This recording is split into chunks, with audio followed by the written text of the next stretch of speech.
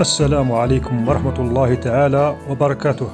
أهلا بكم أصدقائي ومتتبعي قناتي على اليوتيوب، ورمضان مبارك وكل عام وأنتم بألف خير. فيديو اليوم هو التعرف على مسجد عقبة بن نافع الفهري بالجزائر.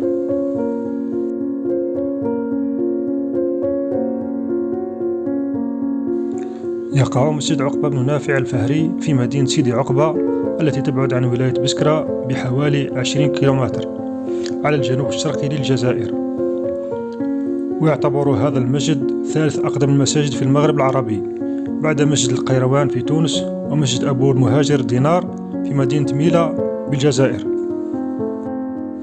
كما يعتبر هذا المسجد كشاهد على زمن الفتوحات الإسلامية بالجزائر، وهو المسجد الذي عشقه العلامة ابن خلدون، وقال فيه إنه أشرف مزار في بقاع الأرض لما توفر فيه من العديد من الشهداء والتابعين.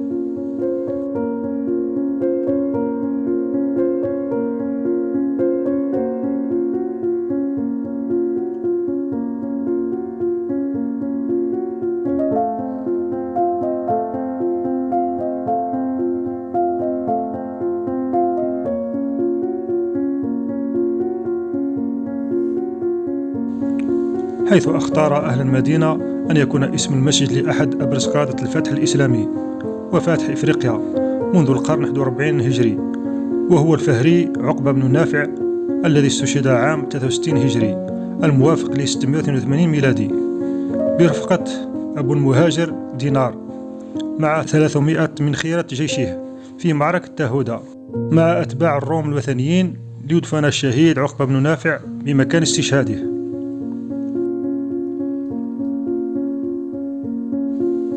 شيد الأهالي مسجدا له، وكان ذلك ما بين عامي 63 هجري و 66 هجري، حيث يعد هذا المسجد من التحف المعمارية النادرة بطراز الهندسة الإسلامية الراقية، فهو يشبه إلى حد كبير المساجد التاريخية الشهيرة في العالم.